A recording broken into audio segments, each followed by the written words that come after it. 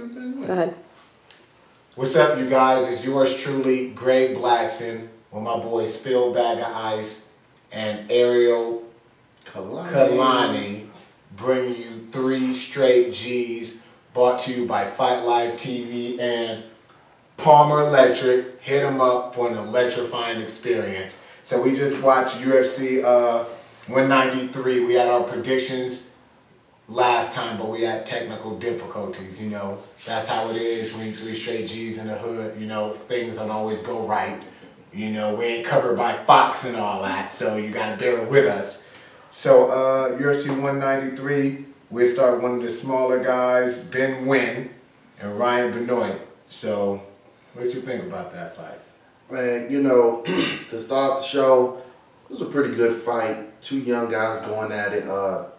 Ben Nguyen, I mean, he looked very impressive. You know, from a physical standpoint, looked like because it was a big arena, it didn't get to him. He didn't let that bother him or face him. He went in there, got the takedown, and really when he took his back, I mean, it was all she wrote. I mean, he made it look easy, and to do that on a big stage like that in a big moment like this, hey, hats off to the brother. What about you, Spill One? Dude was aggressive and yet very technical. That wasn't even much of a fight. He put the rest of the division on notice, as they say. Yeah.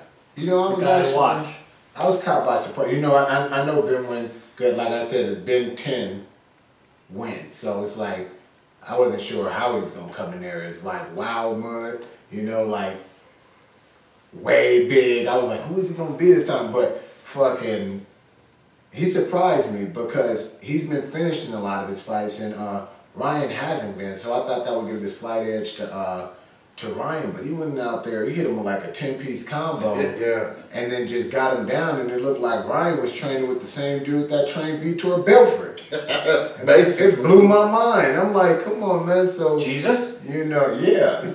You know, I was like, who? Jesus? It's Jesus. No, it's Jesus. So, he did work. He, like you said, he was real composed, and I want to know what's going on with these guys getting put in rear naked chokes and they try to breathe their way out of it. Though. Man, am I the only one finding this? Hey, I don't know. Maybe they run it on the back of a milk carton on how to get out of it. I don't know, but somebody needs to work on that for sure. They do. They do.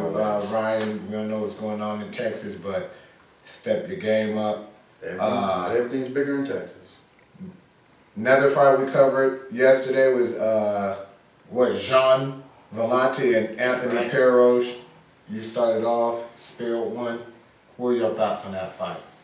Yeah, I don't know. I think it pretty much went down the way we expected, right? I know the way I expected, which is, you know, Perosh, he's a tough dude. He's, I believe I said he was sort of the UFC's Australian booty call. So whenever they're in Australia, they have to call up Perosh, tell him, come down to the arena, put on a show. And he's, you know, he's a tough guy. He's got some skills, but he's just never going to be that next level guy. I don't think Vellante particularly is either, but he's just a little sharper, a little more well-rounded and skilled. So kind of, I thought Perosh could take it, but, you know, because he does throw some bombs sometimes. But, you know, I was thinking Vellante would win. That's how it played out. So. Why is Perosh still fighting? Why is he in the UFC? He's 43 years old. 43 years old. Looks like he's 53 years old. Seriously. How dare you, sir? Hey, I'm just calling a spade. Looking at it, I'm like, why is this guy still in the UFC? The UFC is supposed to be the best of the best. Mm-hmm. Where's Perosh standing at? But here's the thing, it's supposed to be. We already know. Yeah, I get where you coming from. Australia. True, and Australian. It's just like, here's the thing, at one point in time, Perosh was Elvis Sensei. He's going, so now Perosh is that dude. You see, they say he had a gym with over 600 students, so he's popular down there. These gyms in Vegas, Fight Capital, quote unquote, because it ain't Fight Capital, let me just tell you guys, it ain't what the fuck you think it is, but he got more students than even people in Fight Capital or mini gyms, so he's a popular dude. But what I don't like the deception behind the match. You know, it's like if you're gonna use this popular guy down there, give him a match where at least it's a compelling matchup. and you feel he had a chance to win. Nobody felt he had a chance to win this fight versus a young guy like that. But if you look at it, Jean, he hasn't looked, they tried to make him out like a superstar. Yeah. He hasn't looked like that. And this is a guy, a good friend of Chris Weidman, former football player, that they blew up. He didn't live up to it, so they had to give him the match so that they could hypnotize the fans again and say, oh, you see what he did? He is that guy. The other matches were just a slip up. It wasn't a slip up. The other matches were indicative of his real skill set. He's never going to be that dude. And it's just a way to draw fans back into him for a little while longer. And I don't like that. They used Hungry Hippo. Yeah, you know, it wasn't a slip up in his other matches. They just matched him up against somebody that's literally 3 weeks away from collecting Social Security. I mean, look, I'm sorry, but there comes a point, just like we talk about with every other fighter. Father Time catches up with everybody. And at 43 years old, the Hungry Hippo, he just doesn't have it anymore. So, good win for Jean. But, I mean, it's time for Perosh to maybe say, adios, amigo. And as you said, he's got enough students. Deal with your gym now. If he was black, maybe, because, you know, black don't crack. It sure don't. You know, so, but he ain't, so he do look like that up right good. Double his age. And he do. I mean, he looked like he literally took softballs in the face the whole time during his training camp. That's how bad he looks up in the grill. I mean, literally, you ever take a raisin, look at him, and then look at the raisin. Looks exactly the same. Different colors. You have a compelling argument there. I agree. Yeah.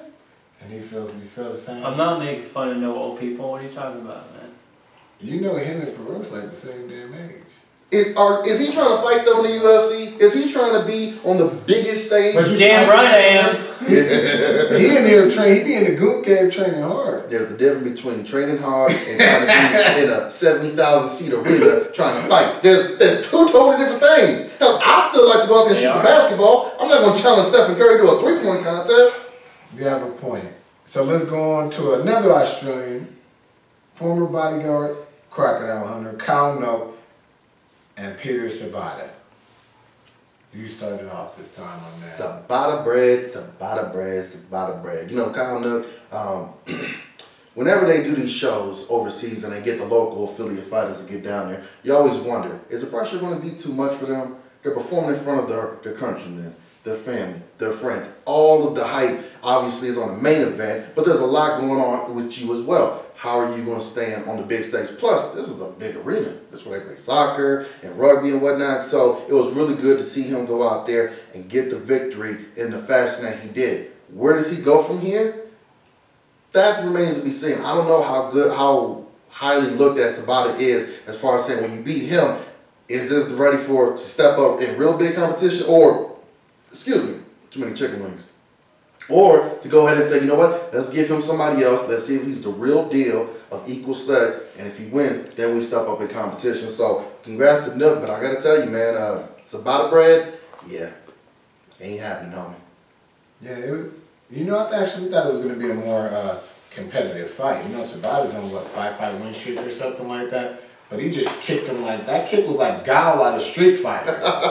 Dude, it was like... You can hear the smack, you heard the smack, you know? Like, damn! I was like, that's a wrap. So, you know, Kyle, you know, he ain't playing. I don't know who that should give him next. Who do you think is a good fight for him next? What do I look like, Joe Silva? Man, sometimes we need to be Joe Silva. You know, holla at me, Greg Blackson, you know. So... I told you, though, Noak he's a crafty vet. Yeah. Can't count those guys out. That's true. And he's another guy that's just, he's always going to be sort of in that mid-tier where he's always dangerous, but, you know, he's not going to be competing for the title or anything. I think those are the most important people in the sport, actually. You know what I mean? You can't have too many stars in any sport, and you need those middle-tier people to create stars, especially if they're exciting fighters or expose people, you know. So yeah, and they're usually more exciting than a lot of stars. So I like people like that. And you know, Crocodile Hunter, that was my dude. So Kyle Noak, I'm always quaky for him. So next up we got Jake Matthews and Akbar Areola. Why don't you take a spill one? You know, you convinced me that Akbar Areola was going to be the upset there. I did. And he almost had it. And he was doing great in the first round. And then all of a sudden... It was like somebody pressed the reset button on a Nintendo. How do you go? No, here's what I don't Poison get. Vegemite. They slipped How do poison you? Vegemite. How? No, here's what blew my mind. How do you drop a person with a punch, drop a person with a head kick, and beat them up, and you're on their back the duration of the first round, and going into the second round, you're more beat up and tired. It was like somebody did like something from the Colt and Magic. It's like all the damage he did to Jake Matthews transferred to him. It blew my mind. I was like, Greg Blackson don't know about the Colt. You know, so it was just something weird going on there. You know, I feel like they slipped something in Jake Matthews' water, like the old boxing matches. You know, the crushed up. It's like that. It's like that movie Diggstown when Lou Gossett Jr. had to take on 10 fighters, and the one guy, they put something in his drink, so every time between rounds when he was sipping it, it was going to make him shit himself, go to the bathroom. It's like the same thing happened there. Like, dude, what the hell happened so damn quick with the turnaround between rounds? No, he trained with Vitor too, because he was Jesus. He had Jake Matthews in his guard and was punching Jake Matthews in the chest from the bottom while getting elbowed. I'm like, okay, God, what am I even watching here? I don't know what's going on. What's up with controlling posture? He was just staring him in the eyes, you know, maybe, like an old 50s song. Maybe he got lost in them sky blue eyes that Jake Matthews had. You know, but the more important thing here is this. Everybody's making Jake Matthews out like he's going to be one of the next big things in the lightweight division. He lost to James Vick, and he blamed it on, you know, being overconfident and cocky. But he didn't look great in that fight, and he didn't look great in this fight either. Nah. You know, I think he still needs time. These matches like guys like Akbar and James Vick are the perfect fights for him because he's not ready for that next level of the lightweight division. No, you know, he's not what they're making him out to be. You looked like he gassed a little bit as well. I mean, you know, I think it was either at the end of the first or in the beginning of the second. You kind of looked at it. When he had top position, he looked like he was gassing. It was the end of the first. It looked like he was gassing a little bit. Granted, he got rocked twice. Yeah, and then, you know, the adrenaline of being in front of your home crowd. So he got tired of punching Akbar in the face. Is that what it is? Yeah. Hey, you know what? Hats off to Akbar, though, because he had a serious cut, was taking some damage. And, you know, if it wasn't for the cut being over the eye, maybe if it was the forehead or the nose, maybe the fight would still kept going. But he hung it tough in there, you know. Not the greatest showing for him second half of the fight, but he definitely hung tough for 2 rounds with him. So hats off to him in that. He needs to learn some takedown defense, and then he'll be he was exhausted after the first. You don't beat somebody else up and be exhausted. Nah, that's not supposed to happen. You know what I mean? There was something wicked and deadly going on here, and you know, something's up. But you know, it just shows you, man. The elite aren't always the elite. So now we're gonna go on to the main card. Stop it, Crystal, and then restart the main card while you're playing on your phone.